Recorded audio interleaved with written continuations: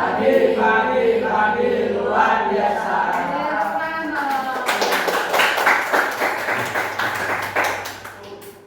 Terima kasih atas waktunya. Apa kabar buat hari ini? Kabarnya gimana? Baik. Pada selamat kan? Nah, pada pagi hari ini guru akan menjelaskan mengenai memulas karya fiksi. Sebelum guru menjelaskan materi, alangkah baiknya berdoa dulu ya. Berdoa dipimpin oleh ketua kelas. Siap, berdoa mulai. Amin. Selanjutnya guru absen dulu ya. Aisyah Rara. Baik. Materi pada pagi hari ini mengenai memulas karya fiksi. Nah, sebelumnya ada yang sudah tahu apa itu karya fiksi? Nama di siapa? Isyam. Karya fiksi apa sih? Karya fiksi pengertiannya? Fiksi. Karya yang tidak nyata. Nah, betul. Ada yang tahu lagi karya fiksi itu apa? Jadi karya-karya mengandung kejadian fantasi semata. Betul. Tadi yang jawab dia siapa? Isyam. Yang kedua dia. Gak boleh berisik ya. Iya deh. Terus ini mengenai karya fiksi. Tak tampilkan. Ada yang membacanya? Karya fiksi. Namanya siapa? Saya Oke, langsung dibaca ya. Pengertian karya fiksi. Pengertian karya fiksi. Karya sastra atau tulisan yang isinya bersifat rekaan, khayalan atau tidak berdasarkan kenyataan. Karya fiksi ini dibuat berdasarkan imajinasi penulis, bukan berdasarkan fakta atau kejadian yang benar-benar terjadi. Karena karya fiksi hanya mengandalkan imajinasi atas pengalaman faktual pengarang. Imajinasi pengarang diolah atas dasar penilaian terhadap berbagai peristiwa pengalaman, wawasan, pandangan, interpretasi, ilmu, pengetahuan, realitas, dan peristiwa yang murni fiktif. Nah, jadi karya fiksi adalah tulisan atau karangan yang bersifatnya rekaan ya, jadinya itu nggak benar-benar terjadi. Nah, karya fiksi ini jadinya penulis itu kayak membuat cerita gitu loh. Jadinya itu hanyalah khayalan, kayak dongeng kayak gitu ya. Nanti dibahas di selanjutnya. Nah, tujuan dari karya fiksi, ada yang mau membacanya? Ya, baca deh. Ya. Nah, makasih ya dek. Tujuan dari karya fiksi itu adalah sebagai sarana kayak menghibur dan mengajak para pembaca itu seolah-olah masuk ke dunia nyata berdasarkan hasil tulisan penulisnya deh. Jadinya kamu itu terbawa suasana di dalam karya fiksi ini, gitu ya. Terus ciri-ciri cerita fiksi, ada yang membacanya? Oh iya, siapa? Ramka. Baca. Cerita fiksi murni tidak ada di dunia nyata, walaupun ada pasti banyak sifat atau kejadian yang dikarang oleh penulisnya. Makasih aja. Nah, begini aja cerita ciri-ciri dari cerita fiksi. Yang pertama itu imajinatif. Maksud imajinatif dia itu imajinasi penulis atau angan-angan penulis gitu ya. Terus memiliki alur cerita. Jadi cerita fiksi itu punya alur cerita. Alur ceritanya itu biasanya kayak dari pengenalan, terus mulai munculnya konflik gitu ya. Terus ada penyelesaiannya, dan yang terakhir adalah kode gitu. Terus mengandung pesan moral. Nah, tidak hanya imajinatif, cerita fiksi itu juga ada pesan moral yang terkandung di dalamnya. Nah, pesan moral ini biasanya buat kehidupan sehari-hari. Misal pesan moralnya itu kita harus taat kepada orang tua, nggak boleh sombong, nggak boleh nakal kayak begitu. Itu dinamakan pesan moral, ya. Terus yang terakhir adalah karakter buatan. Jadi karakter buatan dalam kayak sinetron itu kan nggak nyata ya, hanyalah imajinasi. Jadi penting kan ada wataknya yang nyata. enggak, yang sinetron kayak gitu nggak nyata pokoknya. Ada yang karakter dibuat nakal, iri, jengli, adik berhenti kayak gituan ya. Terus selanjutnya jenis-jenis cerita fiksi. Jenis-jenis cerita fiksi ini ada 3. Ada yang membacanya? Ayo. Jenis-jenis cerita fiksi. Cerita pendek. Salah satu jenis karya fiksi adalah cerita pendek animation haram. Nah, makasih deh. Kembali itu jenis-jenis cerita fiksi ada 3 ya. Cerpen atau cerita pendek. Udah pernah baca cerpen lah? Ya. Cerpen merupakan karya pendek yang isinya lebih sedikit dibandingkan novel. Jadi cerpen itu biasanya memuat beberapa halaman halaman tergantung penulisnya. Kalau novel itu sampai dibukukan deh.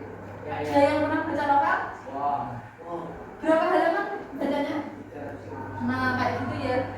Novel itu biasanya lebih tebal, lebih banyak. Misal biasanya itu novel-novel biasanya di televisi itu sering difilmkan deh. Kan misalnya kayak gitu difilmkan. Terus yang ketiga adalah roman. Roman merupakan karya fiksi yang di dalamnya lebih berisi kisah-kisah percintaan. Gitu ya. Nah, kelima unsur-unsur pada cerita fiksi ada 2, yaitu intrinsik dan ekstrinsik. Yang pertama unsur intrinsik, ada yang membacanya? Ayo, yang cakap, Mbak. Ya, langsung dibaca aja. Intrinsik tema dari karya seni lainnya yang saling berkaitan. Makasih ya, Dek. Nah, ini adalah unsur-unsur pada cerita fiksi, ada intrinsik dan ekstrinsik. Nah, sebelum ada tema atau alur cerita, nah ini unsur intrinsik itu unsur yang gimana, Dek? Perbedaan cerita. Nah, betul. Kalau ekstrinsik, Wah. nah ya, ini itu dalam. Kalau ekstrinsik itu luar ya, Dek. Ya. Nah, unsur intrinsik yang pertama adalah tema. Tema merupakan gagasan pokok yang ada dalam cerita. Maksudnya tema ini intine dalam cerita itu apa gitu ya. Terus tokoh merupakan pelaku dalam cerita tersebut gitu ya. Ketiga, alur cerita ini maksudnya jalan cerita yang ditampilkan oleh pengarang. Alur cerita itu biasanya alur maju, alur mundur. Nah, gitu ya, pinter. Terus konflik di sini maksudnya adalah mulai munculnya permasalahan. Terus klimaks. Nah, ketika konflik sudah mencapai puncak itu namanya klimaks. Klimaks adalah kayak puncak tertinggi gitu loh. Iya, terus mulai memanas. Terus setting itu ada setting tempat, setting waktu, dan setting suasana. Kan biasanya kan ada cerita fiksi itu tempatnya di mana, waktunya kapan, suasananya itu gimana gitu ya. Terus intrinsik ada penokohan, perspektif, sudut pandang, cara pandang pengarang terhadap karya fiksi tersebut. Terus karakteristik teknik atau metode untuk mengekspresikan karakter. Terus ini unsur ekstrinsik adalah keadaan subjektif individu pengarang yang memiliki sikap, keyakinan, pandangan hidup yang mempengaruhi karyanya, gitu ya. Terus ini yang keenam ada struktur teks cerita fiksi. Orientasi, berarti subjek, latar belakang subjek dari naskah teks. Nah, pasti deh struktur teks cerita fiksi itu ada berapa? 5. Yang pertama apa? Kedua, aplikasi. Ketiga, keempat, yang terakhir, yang pertama itu orientasi atau pengenalan. Apa pengenalan? Ini ceritanya ini kayak pengenalan kayak gitu ya. Terus komunikasi, mulai munculnya konflik-konflik yang timbul itu kemudian ada evaluasi pemecahan suatu masalah, pembahasan pemecahan, kemudian resolusi pemecahan masalah yang dihadapi dalam cerita, yang terakhir adalah project atau pesan moral yang dapat digali dalam cerita fiksi, gitu ya. Terus ini ada kaidah kebahasaan cerita fiksi. Ada yang mau bacanya? Nah, Yes. Anafora adalah nilai yang sering digunakan wacana. nah ini jadi kaidah kebahasaan cerita fiksi. Itu metafora itu majas ya? Dulu pernah mempelajari majas toh? Nah, metafora adalah similar atau majas digunakan untuk membandingkan objek atau menjelaskan secara langsung dengan sifat yang sama. Kedua, metonimia adalah gaya bicara yang digunakan, di mana untuk menggantikan kata-kata yang sebenarnya. Yang ketiga adalah persamaan atau simile, digunakan sebagai pembanding yang bersifat eksplisit dengan maksud tertentu, seperti seumpama, selayaknya, gitu ya. Selanjutnya ini kakak punya cerita fiksi mengenai Legenda Danau Toba. Ini tugasnya ya. Dulu pernah ada yang membaca legenda dari Danau Toba? Danau Toba.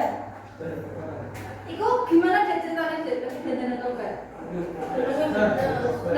Enggak toh. Ini tak kasih ya. Tak kasih contoh, nanti didiskusikan kelompok gitu ya. Nanti diskusi kelompok berarti nanti ada mat kelompok gitu ya. Nanti maju presentasikan. Apa?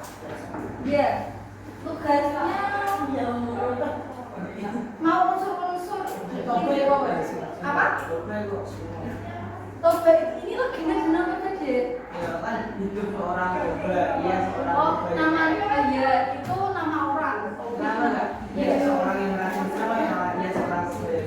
Tidak apa. Membeberkan sebuah kewan ini. Ini nanti juga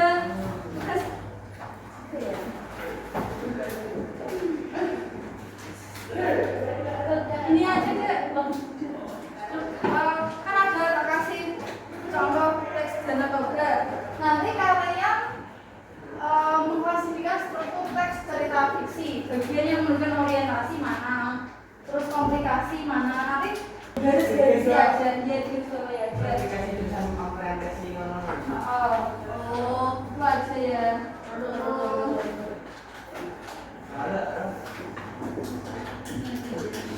Ya. Dibaca dulu ya. Nanti tak tanyain juga itu tokoh-tokohnya siapa.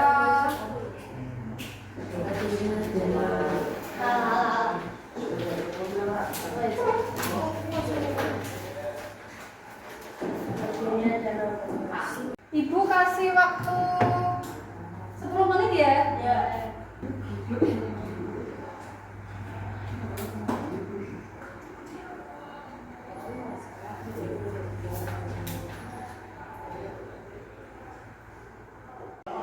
Beda ya sih. Belum udah pernah baca sudah Danau Toba belum? Belum. Sudah.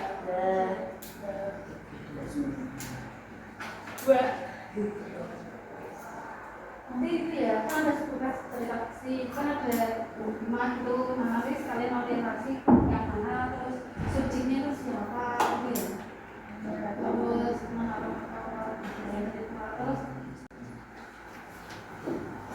iya.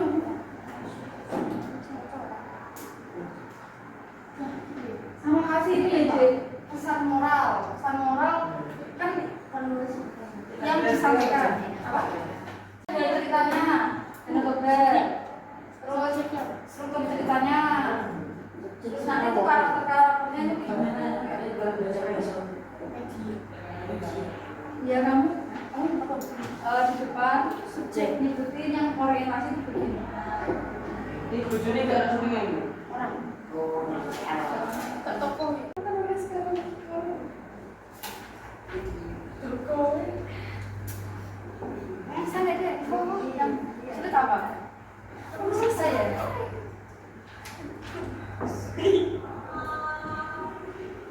Lima menit lagi ya, nanti langsung masuk ke depan. Nanti saat jamnya selesai.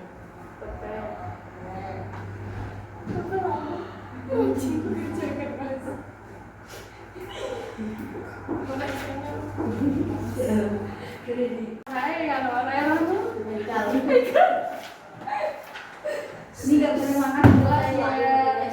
Oh, boleh, aku Kita boleh. dulu makannya nanti Yo. ya. Iya. Pelajaran gak boleh ngantuk. Ada yang ngantuk ya? Ada yang ngantuk. Ngantuk tuh bukan dulu. Itu depan sini Mina. Ini namanya Ali.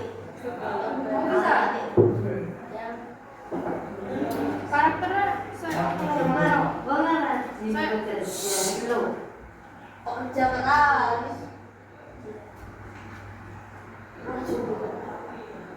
tadi bekerja. Nah, terus gini, kok aku bekerja keras? udah selesai? Ini kamu sudah? Maju dulu ya. Kita beri tepuk tangan untuk kelompoknya Dek. Siapa ini? Di Abim, yuk berikan tepuk tangan. Saudara masuk ke depan ya. Mempresentasikan. Ya Dek, maju yuk. Ngomongnya jadi jangan di sini. Ini Dek Abim, temennya nanti dikenalin juga ya. Ya. Salam dulu. Assalamualaikum warahmatullahi wabarakatuh. Waalaikumsalam. Perkenalkan, saya dari kelompok 1 yang beranggotakan saya Wafi sama Rafka.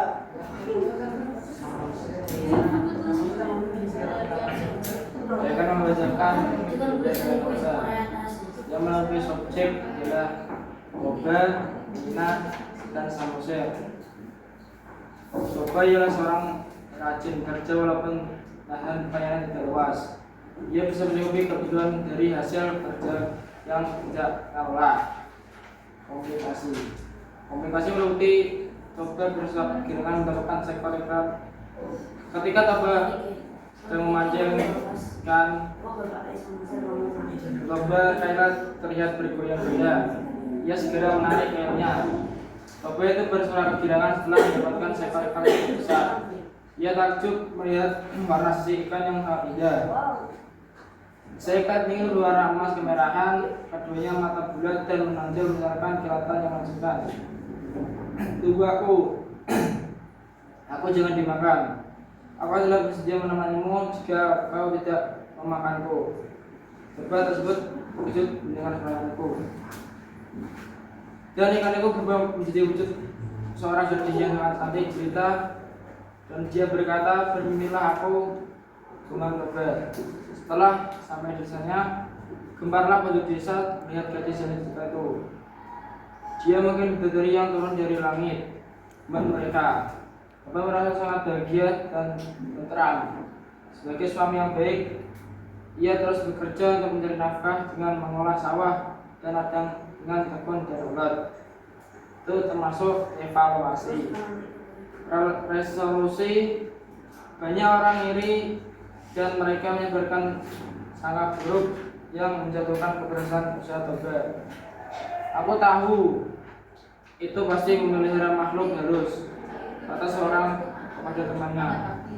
Hal itu sampailah ke telinga Toba dan Putri. Namun mereka tidak merasa tersinggung, bahkan merasa bekerja.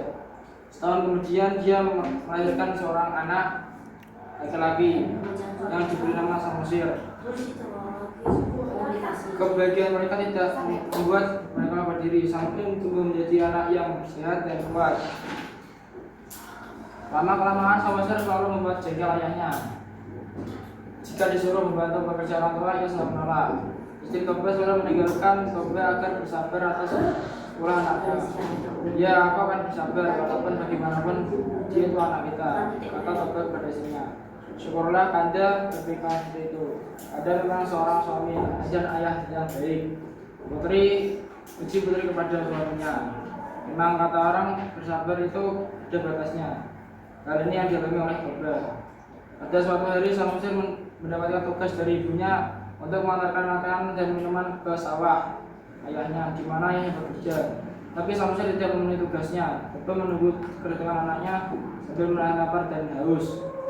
Ia langsung pulang ke rumah, dilihat suami Mesir sedang bermain bola. Toba menjadi marah sambil menjiwer ke anaknya dan ia berkata, anak tidak tahu diri, tidak tahu untung, tak tahu diri, dasar anak ikan. Umpat si Toba. Tanpa sadar ia telah mengucapkan kata pantangan itu. Setelah Toba mengucapkan kata pantangan itu, hilanglah anak dan istrinya lenyap tanpa bekas jejak. Dan bekas kaki injakannya tiba-tiba menyebabkan air yang sangat deras dan semakin deras di desa Toba. Amanat dari cerita tersebut adalah jadilah orang yang amanah. Amanah itu gimana dalam cerita itu? Amanah kan banyak deh. Di sini tuh amanahnya gimana? Disuruh mengantarkan makanan. Harus gimana? Terus amanah. Terus selain itu apa lagi? Kan modelnya loh. Apa lagi ya? Jangan membuat jengkel orang tua. Oh betul. Ada lagi?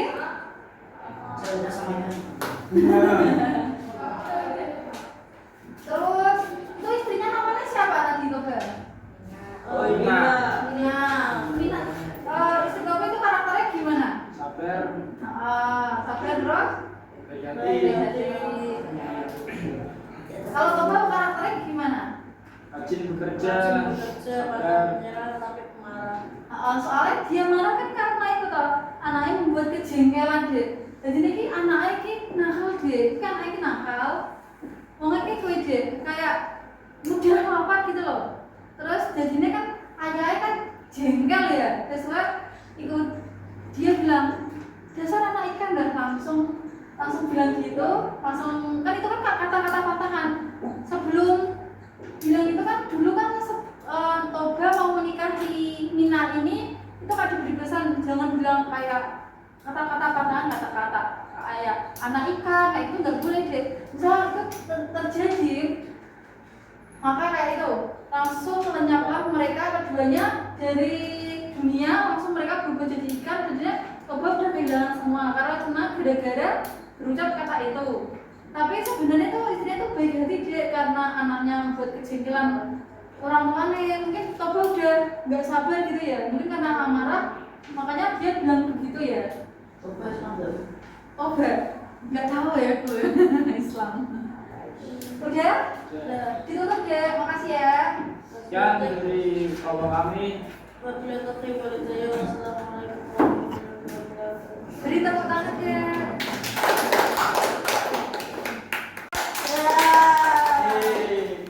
Satu lagi. Ini udah selesai ya Bu? Udah selesai ya? Oke. Dia tak kasih tugas. Nah, tugas. Tugasnya ini ya buat tugas penilaian. Nanti dikerjakan di rumahnya masing-masing, oke? Ya. Ini kan kerjakan di rumah ya. Ya. Bisa bicara dulu. Bukan. Ini bicara dulu ya buat tugas di rumah ya.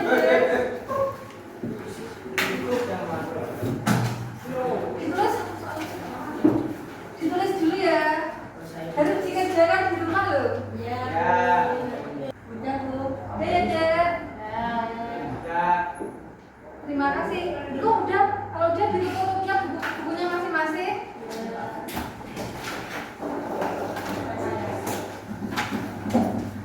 Terima kasih buat adik-adik yang sudah mengikuti pelajaran pagi hari ini dengan sangat baik dan sangat aktif. Nah, setelah mempelajari dari cerita fiksi ini, diambil kesimpulan ya, Ya. bahwa cerita fiksi itu ceritanya